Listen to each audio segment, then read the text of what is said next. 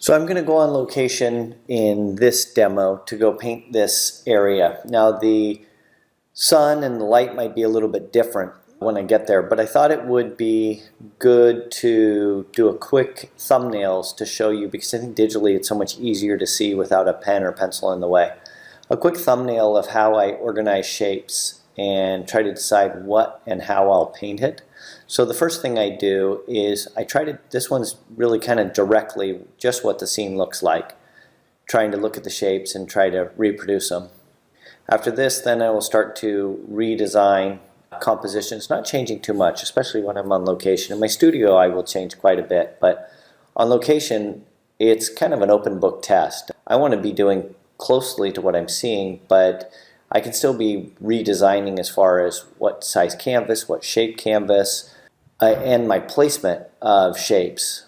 But I don't tend to put a mountain where there isn't one and add 10 more trees or whatever when I'm outside, because there's enough to worry about in studying light and form and capturing the scene. And that's what I'm doing outside, really trying to build my knowledge, my encyclopedia of knowledge of how the world works, how light works, how form works, how atmosphere works, just so I can create a better scene or better environment.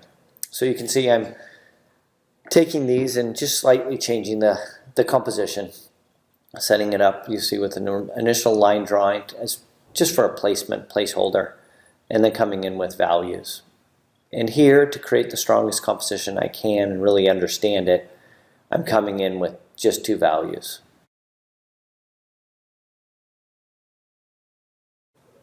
Later, when I come in and paint, there'll be a separation, as you can see in the shadow area, that you can see the difference between the dark red ground covering and the light reflection into the rocks. But right now I'm just grouping it. This area is dark, this area is light.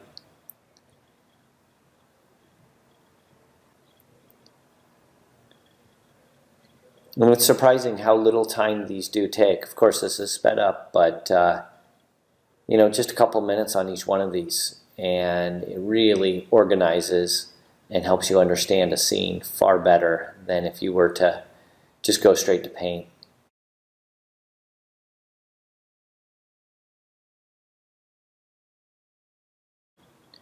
And every time you draw it, of course, you're getting more and more comfortable with it. So, you know, every thumbnail, everything you do in preliminary work always pays off in the end.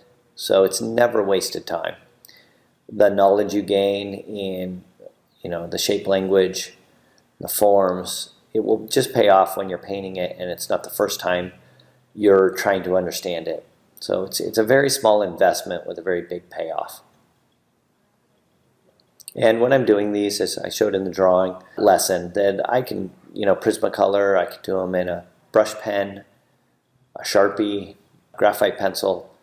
When I'm out there, I just kind of use whatever I have. Not much time and a lot, like I said, just a lot of payoff.